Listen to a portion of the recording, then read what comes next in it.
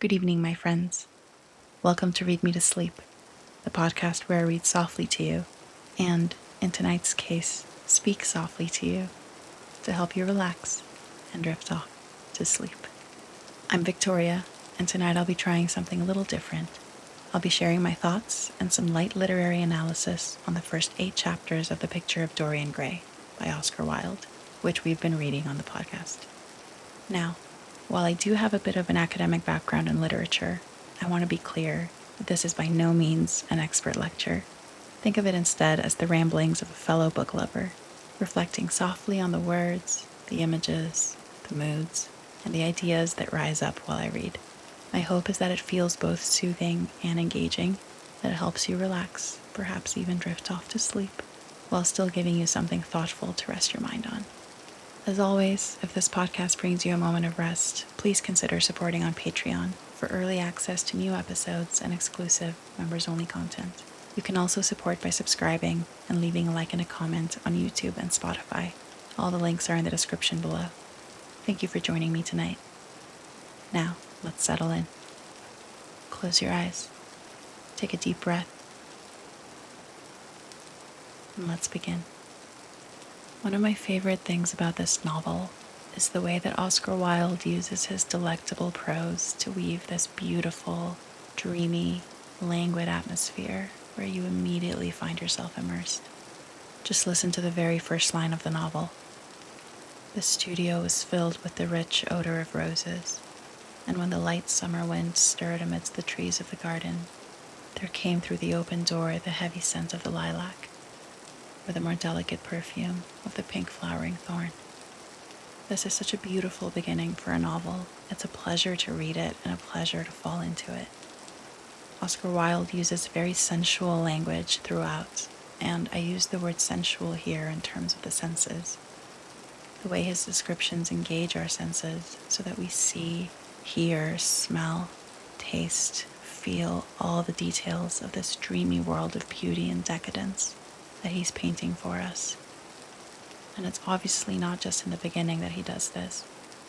Throughout each chapter so far, he weaves his narration of the plot and the dialogue between the characters with lots of spellbinding and seductive descriptions of the beautiful, luxurious, decadent atmosphere that permeates the lives of these characters. Not only does this atmospheric writing transport us into this world of the story that feels like a fever dream of beauty and pleasure and decadence, but it also helps drive home that this is an important theme in the novel.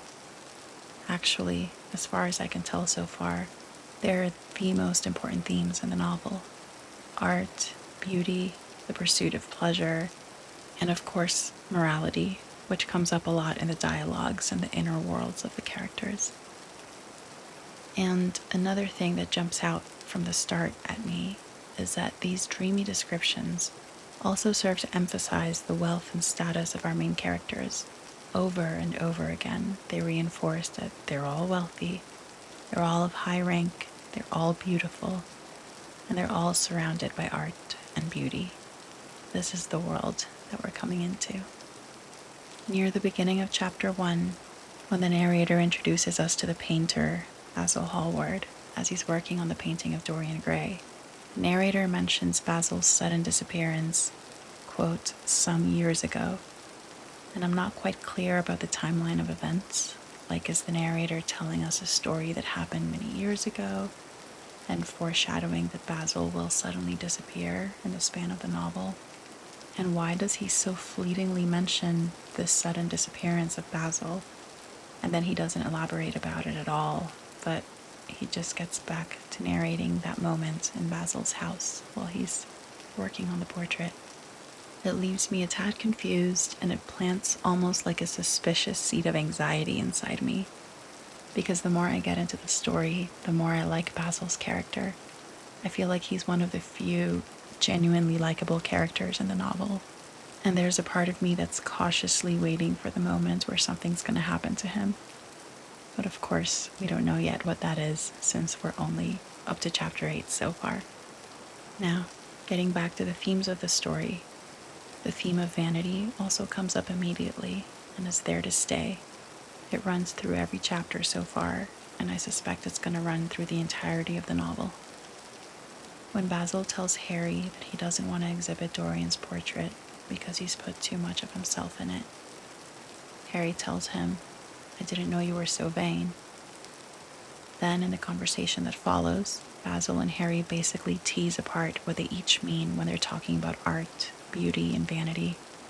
Harry tells Basil that the boy in the portrait, aka Dorian, is extraordinarily beautiful, and that Basil shouldn't flatter himself by suggesting that he himself is reflected in the portrait. But Basil clarifies that he doesn't mean that he's put too much of himself in the portrait in a physical sense. And here I admit that I'm not totally sure I fully understand what Basil's concern is all about. What exactly is the secret of Basil's soul, which he fears will be revealed if he exhibits the painting? Is it that he feels it's too transparent in how it reflects the way he artistically idolizes Dorian, and so it's too autobiographical for what he thinks art should be? Or, in a less philosophical and more straightforward sense, I get the sense that Basil's adoration and admiration for Dorian goes beyond the merely artistic and goes into romantic or at least homoerotic territory, which would have been taboo in Victorian times. And so he's got a very real fear that the devotion he's put into the portrait is too obvious and makes his feelings for Dorian too transparent for his liking. Something that I find interesting in the dialogues between Basil and Harry in the first few chapters of the novel is how they both have really strong opinions on what they think art should be. And I find it interesting because I personally really like literary theory and seeing it play out in literary works. And the Picture of Dorian Gray is truly a complex masterpiece of aestheticism. And please note that I haven't studied this subject super in depth, so I'm by no means an expert. This is my own very basic understanding of the theory and my own sense of how the novel develops through that theoretical lens. So, aestheticism was a movement in art during the Victorian era in the late 19th century, which is when Oscar Wilde lived and wrote. And aestheticism valued the appearance and beauty of art in all its forms over anything else. Victorian society at the time was all about something called didacticism, and what that means is that they felt strongly that art should have a didactic purpose, in other words, a teaching purpose, that art should teach moral and ethical lessons or make these moral and ethical observations about society.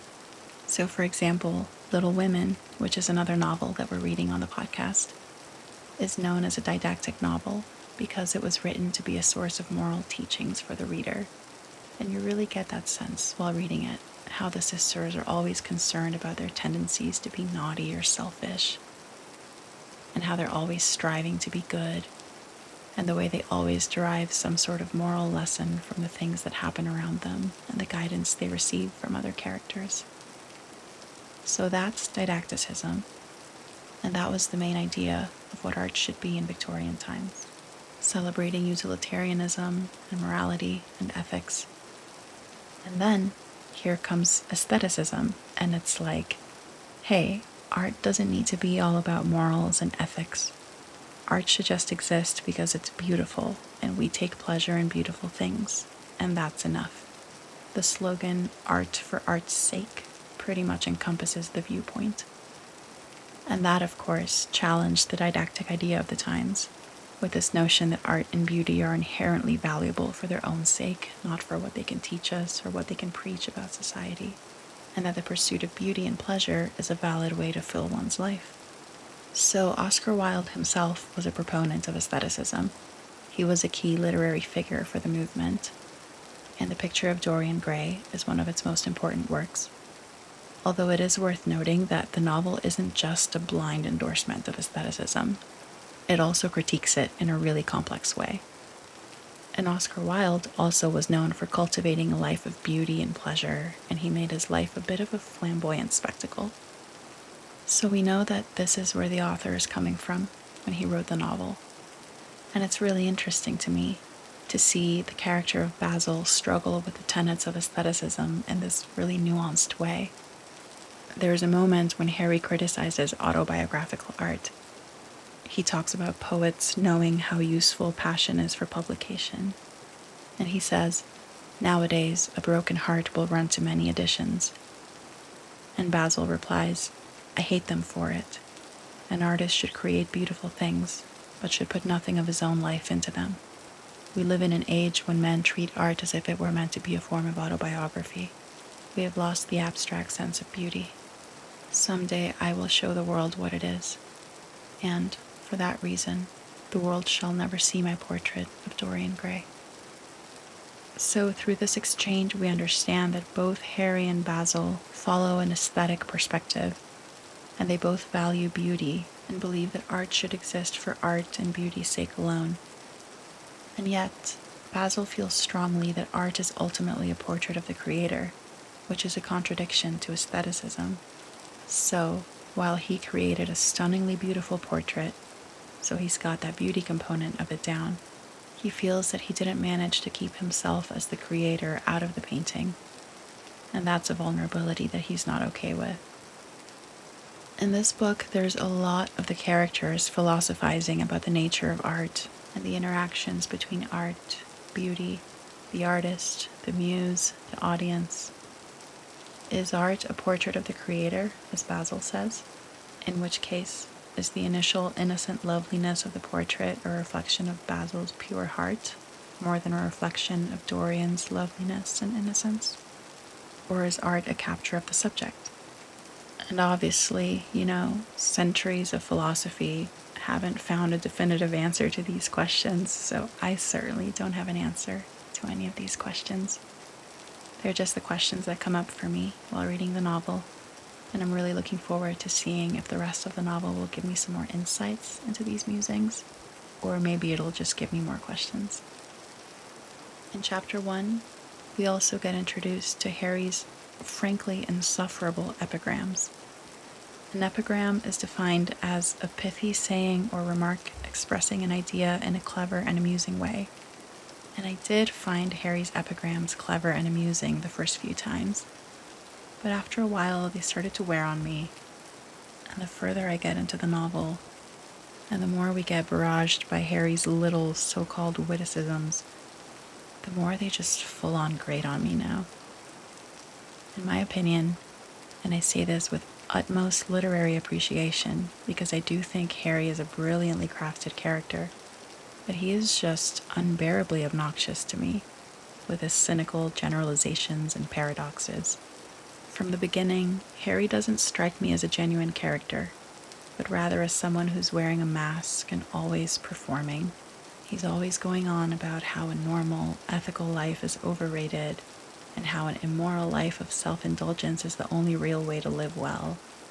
And yet, it seems to me that he's always talking a big talk from his elevated and very safe place of privilege, never actually having to deal with the choices and consequences that he's always on about. Basil, on the other hand, strikes me as a genuine and transparent character. He wears his heart on his sleeve, and he's also his own self. He's not afraid of standing up to Harry, and their friendship is in no way harmed by that. In fact, it seems like it amuses Harry, and he appreciates that dynamic between them. Basil tells Harry, "Your cynicism is simply a pose. You never say a moral thing, and you never do a wrong thing." In other words, he calls Harry out and tells him to knock it off, that he's all talk, but he doesn't actually live the decadent, immoral lifestyle that he preaches. I'm really interested in how the novel will continue to develop these ideas around beauty, pleasure, and morality. Harry says that beauty is incompatible with intellect, since he has this idea of beauty as this pristine, naive thing that is spoiled by deep thought or awareness. Remember when he says something along the lines of, "As soon as one thinks too much, one becomes all nose or all forehead"? Harry's an ironic character, full of contradictions, so it would make sense that he's kind of dismissive of intellectualism, even as he goes on and on philosophizing about things himself in an intellectual manner. Both Harry and Basil hold art as a superior form of expression. They talk about how words give a plastic form to formless things. That is to say that words can take the intangible and make it tangible. Basil says that there is nothing that art cannot express.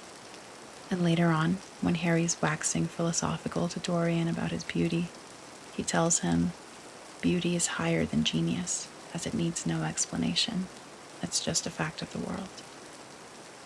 Both Harry and Basil agree that being remarkable in any way, whether appearance-wise or artistically or intellectually or even socially, as with Harry's rank and wealth, that any kind of remarkableness will be a source of suffering for the person who possesses it. Basil says that the unremarkable are ultimately happiest because they don't suffer and they don't cause suffering. I also have to wonder if this is also foreshadowing about the ways in which Dorian will suffer and will cause suffering because of his remarkable beauty. And Harry also strikes me as a character who will first and foremost cause suffering, that's my prediction, but it also makes me wonder if he himself will suffer too, because of his remarkable status and influence.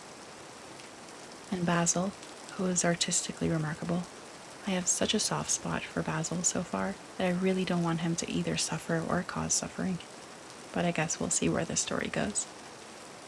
So those were all observations, mainly from chapter 1, which I think does a brilliant job introducing us to this aesthetic world of beauty and pleasure and the high-status male relationships that will unfold within that world, all concerned with philosophies of art and life.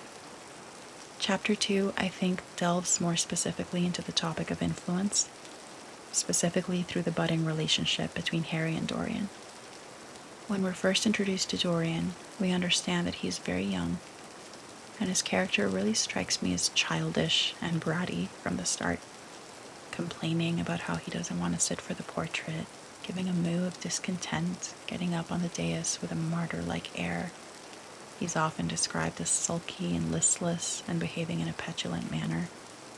He really isn't particularly likable.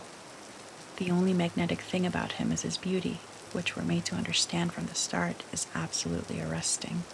But there's honestly not much else to his character, at least in these first 8 chapters. He's a beautiful but empty vessel of a boy. Harry muses to himself that to influence someone is to give him one's own soul. So then, the immediate question that arises for me is, as Dorian starts to adopt Harry's way of thinking, are we really seeing Harry's soul through Dorian's actions? Is Dorian really just being an echo of Harry throughout the story? I feel like the answer to this question is both yes and no. Yes, in the sense that Dorian does start to speak and act in a way that mirrors Harry's way of speaking and acting. Even other characters point it out. When Dorian makes a quip about how when one hears bad music, it's one's duty to drown it out with conversation, Harry's wife Victoria tells him immediately, that's one of Harry's views, isn't it? She recognizes it instantly as Harry's voice and influence. That said, before we ever meet Dorian, when Basil is telling Harry about him, Basil says that he thinks Dorian likes him because he flatters him often, but that sometimes Dorian is thoughtless and seems to take pleasure in causing him pain. This is the only glimpse we've gotten so far into what Dorian's nature was like before he met Harry. We glimpse it through Basil's perspective, and it suggests to us that Dorian was prone to cruelty and heartlessness even before he was under Harry's influence and started adopting Harry's brand of cruelty into his own character. Harry is actively manipulative over Dorian. Basil sees through Harry's BS in a way that Dorian can't. Perhaps because he's younger. Perhaps because he's somehow not quite at Harry's level the way Basil is. We understand that Basil and Harry were at Oxford together. Basil is an accomplished artist in his own right, and he's quite fully and confidently his own person, in a way that Dorian isn't. Again, perhaps because he's younger, and also perhaps because, even though he's wealthy, he may not quite have that Oxford pedigree that Basil and Harry share. Or he might, we don't know. The novel doesn't specify what Dorian's educational background is, but it makes a point to tell us that Basil and Harry were at Oxford together. Dorian is intrigued by Harry because he thinks he's revealing to him the mysteries of the world. And Harry does two crucial things during his first conversation with Dorian. He plants in Dorian a hedonistic seed, telling him the only way to get rid of a temptation is to yield to it. And from that point on, Dorian's actions are often motivated by the pursuit of pleasure and experience. And secondly, he plants in Dorian the fear of losing his beauty and youth. For Dorian, the sense of his own beauty comes to him suddenly during this conversation, as if he never really had it before, as if he had never truly grasped his own beauty and the power that it holds, until Harry suggested to him that he would not always have it. And now he believes that when he loses his beauty and youth, he will lose everything. And his reaction to that realization is as childish and bratty as the Dorian that has been introduced to us. When Basil finishes the portrait, Dorian flings himself on the sofa and basically throws a tantrum over the fact that the portrait will never age, but he himself will. Like Victoria later on, Basil immediately recognizes this as Harry's influence and tells him, "This is your doing, Harry." Chapter 3 gives us a bigger window into Harry's character. We see him as this self-satisfied dude whose status and wealth allow him to move through the world at his own pace. He's extremely well connected, and he goes about his day flitting about his social circles, gathering information for his Dorian manipulation project, and indulging his ironic philosophizing with everyone who gives him the time of day. His epigrams and aphorisms are constant. The way of paradoxes is the way of truth, he says, suggesting that fundamental truths are contradictory, and so the way to really understand them is to push them to their extremes in order to reveal their true underlying realities, rather than just accepting more simplistic views at face value. And yet, so many of his epigrams are themselves pretty simplistic statements.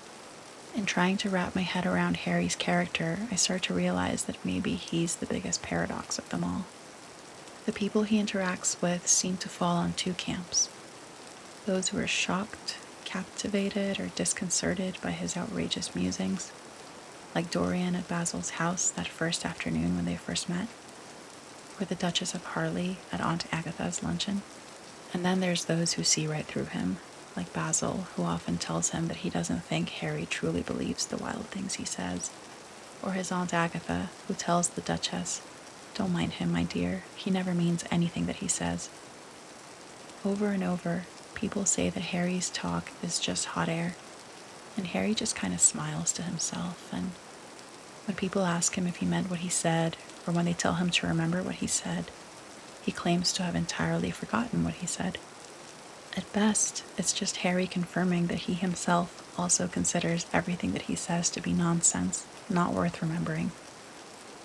At worst, it's a big red flag in terms of his character's gross manipulative tendencies. At one point, at his Aunt Agatha's luncheon, when they ask him about the changes he would suggest to reform the things he's criticizing, he outright responds that he doesn't desire to change anything in England except the weather. "I'm quite content with philosophic contemplation," he says. It's like he himself is confirming that he's all talk. Starting in chapter 4, we start to get a deeper view into Dorian's character as he's developing under Harry's influence, and what the resulting creature is doing of his own accord all over London. We meet Sybil Vane and get swept up in her tragic story. When Dorian first meets Sybil, he finds her innocent and childlike, in the same way Basil and Harry found Dorian at the beginning of the novel. Sybil's story, I think, reveals to us the strong misogynistic undercurrent in the story, which up until now we had gotten glimpses of in the way the female characters have been portrayed, and how the male characters treat them or talk about them.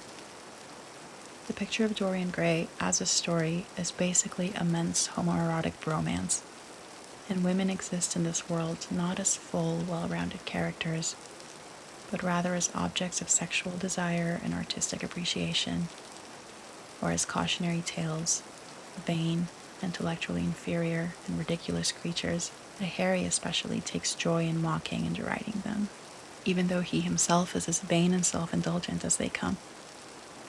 I'm struck by Sybil being the first female character that we get a fuller view of her inner world, her hopes and aspirations. And we see how that fullness of character and experience clashes with the one-dimensional role that Dorian had in mind for her, with disastrous consequences. I also want to take a moment to acknowledge the anti-Semitism in the novel, seen in the portrayal of Mr. Isaacs, the man who runs Sybil's theater. We know that classic literature quite often has racist undertones, or even overtones, really, because it reflects the social norms of its time, which was a time of colonialism and particular social hierarchies. So these works of literature often contain racist caricatures and stereotypes, and prejudiced views that were considered acceptable by the dominant culture at the time, but which we now recognize as harmful.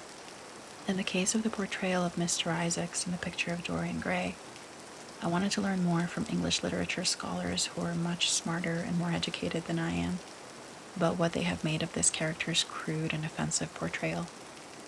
I found a really illuminating essay that explores this question, titled The Problem of the Jewish Manager in the Picture of Dorian Gray by Christopher S. Nassar, which was published in 2003 in the Oscar Wilde Society's journal, The Wildean.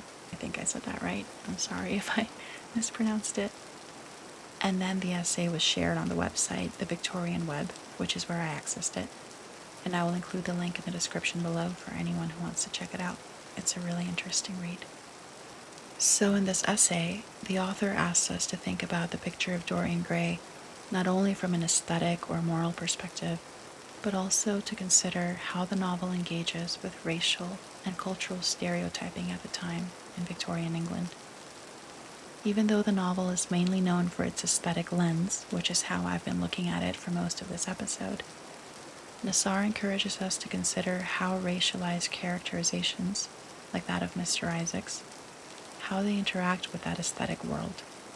Because Oscar Wilde is basically using Mr. Isaacs' character as an aesthetic device to highlight the lack of beauty and grace in the world of Sybil's theater. He's essentially using Mr. Isaacs to personify ugliness, which is such a wildly problematic thing. Nassar suggests that Oscar Wilde himself likely wasn't anti-Semitic, because he considers that there isn't any trace of anti-Semitism in any of his other works, and that Wilde was known to have been close friends with Jewish people in his personal life, even highlighting that during his trial and during and after his imprisonment, some of his most important friends who supported him and on whom he leaned on during most of those difficult times were Jewish. So, according to Nassar, Oscar Wilde himself was not likely to have held these prejudices, and Mr. Isaacs in the Picture of Dorian Gray is the only time where he portrayed a Jewish character in such a problematic way. And so he ponders that maybe what Oscar Wilde was doing was exaggerating anti-Semitic sentiment in his depiction of Mr. Isaacs to the point of parody, a way of calling out how problematic such a characterization really is by taking it to the extreme. All that said, Nassar doesn't exonerate Wilde for this, or even affirm that he was in fact parodying anything. He just says that it's a possibility, which he explores with some interesting evidence of the literary context of the time. I appreciated Nassar's essay because it shed some light for me on Oscar Wilde's background regarding this topic, as well as how the topic was addressed more generally in Victorian literature and culture. We know that Victorian literature, like a lot of classic literature, has a lot of problematic portrayals of cultures outside of the dominant culture. And it's always nice to know that the author that you're reading wasn't widely known for being prejudiced. But ultimately, the issue still remains around authorial responsibility and interpretive ethics. Even if Wilde wasn't himself prejudiced, he's not above criticism when his depictions reinforce harmful stereotypes and could be so deeply hurtful and offensive to readers. So this is a point that I'm marking in the story as one that doesn't sit well with me. Whatever Oscar Wilde's intentions were, his characterization of Mr. Isaacs remains problematic and unnecessary. From my perspective as a contemporary reader, that was super lame, Oscar. Do better. And again, if anyone wants to dive into a more thoughtful exploration of the problem, I'm leaving the link to Nassar's full essay in the description below. Now, going back to our theme of beauty, the novel constantly goes on about beautiful people and beautiful spaces, but there's an equal focus on people and spaces who don't quite manage to pull off beauty. Our main characters feel entitled to beauty, and they take any ugliness around them as a personal offense. When Dorian is telling Harry about Sybil Vane, whose name strikes me as a play on the word Vane, V-A-I-N, Dorian is a huge snob about her theater, first of all. And throughout the novel so far, Oscar Wilde has made a point of making perfectly clear that Harry, Basil, and Dorian are of high status, so that they stand in stark contrast to the poverty of Sybil and her theater. Poverty and a lack of sophistication and refinement are presented as forms of ugliness, which is something that Sybil's art and beauty manage to transcend at first, until they don't anymore. Later, after Sybil's dismal performance, Harry tells Dorian that her lack of talent can be overlooked because she's beautiful. I suppose they would probably consider that a lack of personal beauty can also be overlooked, as long as that person has talent, which is another form of beauty.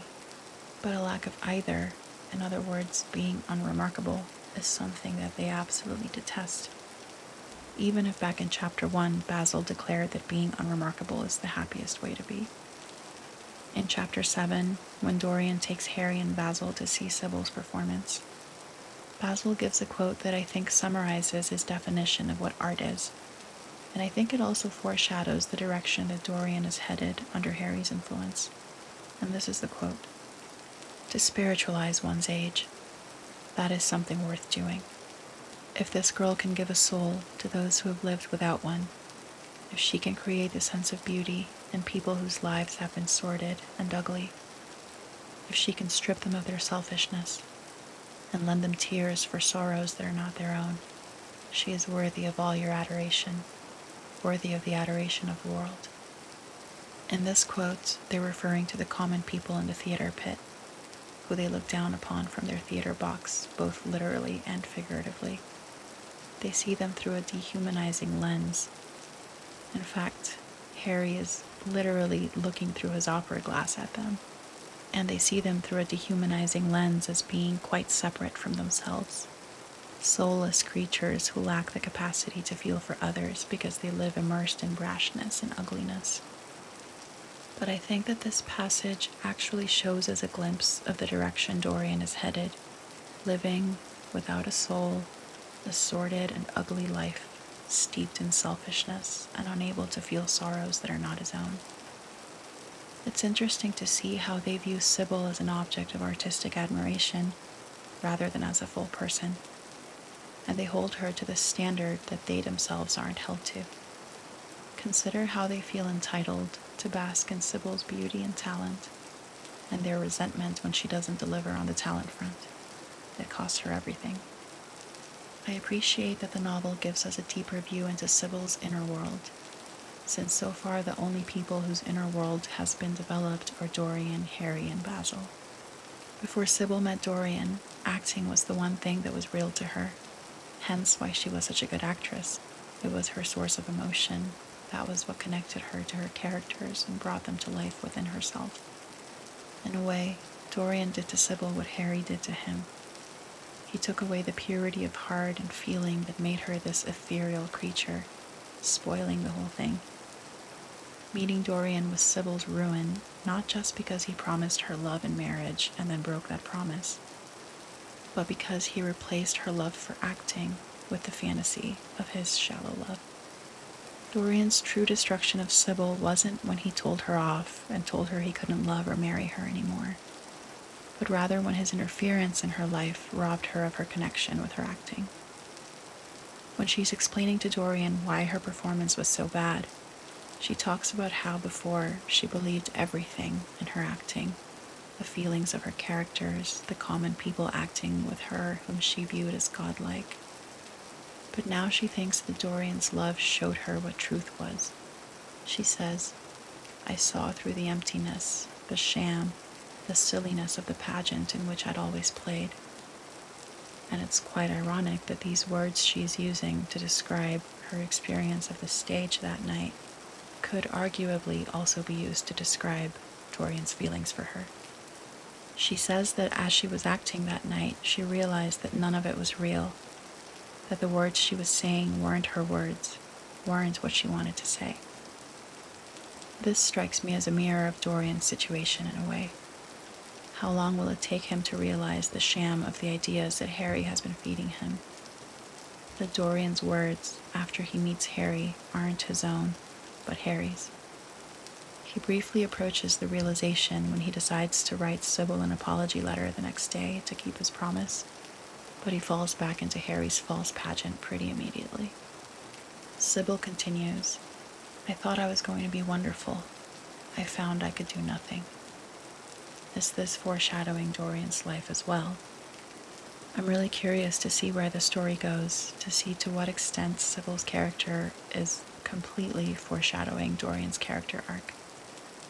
Harry talks a lot about how vacuous and stupid women are, yet I would argue that Sybil Vane's monologue about her acting and her love for Dorian and her view on the relationship between love and beauty and art is as eloquent and profound, perhaps even more so than everything that Harry and Basil go endlessly on about. There's an important difference between them, I think, in how, by necessity, Sybil's heart has to be in her art and her performance, because the only way she can act is on a stage before the eyes of her audience, and that makes her entirely vulnerable before the eyes of that crowd. The men, in contrast, are armchair philosophers, or in Basil's case, he does fully put his heart into his art, but then he refuses to be vulnerable with it before the eyes of the public. And Dorian, through all this, continues his childish behavior. Just as he whined about sitting for Basil, the way he flung himself down on sofas and buried his face to cry about the fact that he wouldn't be eternally young and beautiful. After Sybil's disastrous performance, he strides to the back of the theater box and hides his face against the wall to cry about his disappointment over Sybil's acting. Later, he flings himself on the sofa in the green room and turns away from Sybil after she's explained to him why her acting was so bad. He doesn't engage with anything she says. All he dwells on is how she's not the ethereal being he had imagined her to be. He can't stand not being given what he wants. And to that point, I think it's interesting to contrast Dorian's attitude with that of Basil, because Basil, from the very first chapter, has known that he's losing Dorian, and from the very first chapter he's been begging Harry not to take Dorian away from him, and Harry has just totally disregarded that request, and it's made clear to us that Basil is heartbroken about this. He's definitely not getting what he wants, but he takes it with a maturity that Dorian's character doesn't have. Dorian tells Sybil how little you can know of love if you say it mars your art. But really, what the hell does Dorian himself know of either love or art? He tells Sybil, without your art, you are nothing. Yet Dorian, without his beauty, is nothing. Dorian tells Sybil that he's not acting, that he leaves that to her, suggesting that she's inauthentic and false. But actually, as I'm reading the Picture of Dorian Gray, I increasingly get the sense that it's Dorian who is constantly performing, rehearsing various roles for himself. You never get a clear sense of who he is, except for a beautiful empty vessel. Everything he does, it feels like he's just going through the motions. It's all performative and very dramatic. But so far there hasn't been any scene where Dorian has felt authentically himself to me. Except maybe the moment at the very beginning where he tells Basil that he must lend him the sheet music at the piano. But beyond that, nothing. And the other irony is that after the men at the theater have gone on and on about the wonder of the artistic ability to make someone shed tears for someone else's sorrow, Dorian is utterly heartless and lacks any sort of compassion for Sybil's sorrow. She's sobbing, and he's sneering at her, and he just thinks about how her sobs annoy him. Dorian is so cruel to Sybil, and I have to wonder, later on, will Dorian beg Harry the way Sybil begged Dorian? During this heartbreaking scene, when Sybil is begging Dorian not to leave her, Oscar Wilde masterfully weaves the image of beauty with that of disdain and cruelty. Dorian Gray, with his beautiful eyes, looked down at her, and his chiseled lips curled in exquisite disdain.